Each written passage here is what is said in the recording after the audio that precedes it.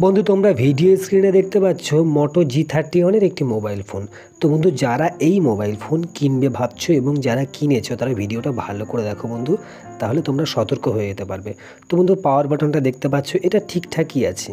আর মাঝে দেখো volume up down button. তো ভলিউম ডাউন প্রেস আমি করলাম, দেখো ভলিউম বাটনটা খুলে আমার হাতে চলে আসলো।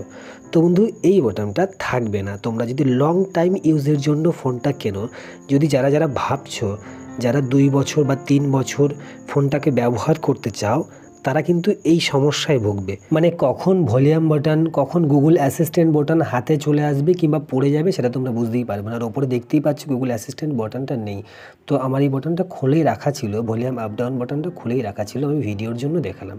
তো বন্ধু তোমরা এখন এইবার সবথেকে বড় সমস্যাটা আমি তোমাদের দেখাচ্ছি, তোমরা ভালো করে দেখো। তো আমার ফোনটা এখন লক স্ক্রিনে আছে, তো আমি লকটা খুলে নিলাম।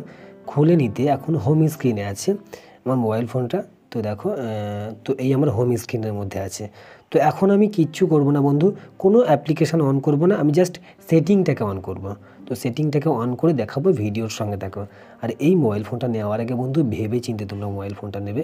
তো আমি নিচের দিকে নামলাম, আমি সিস্টেমে টাচ করব। তো আমি সিস্টেমে টাচ করলাম। তো বন্ধু সিস্টেমে টাচ করতে ফোনটা আমার অফ হয়ে গেল, অফ হয়ে অন হচ্ছে। তো কি সমস্যা আমি জানি না, গত 5-7 দিন থেকে এই সমস্যা হচ্ছে। তো বন্ধু তোমরা অবশ্যই কমেন্ট করে জানাও এটা কি সমস্যা। তো তোমরা অবশ্যই মানে মোটো G31 এই ফোনটা কেনার আগে চিন্তা ভাবনা করে ভালো করে জেনে বুঝে তারপর কিনবে।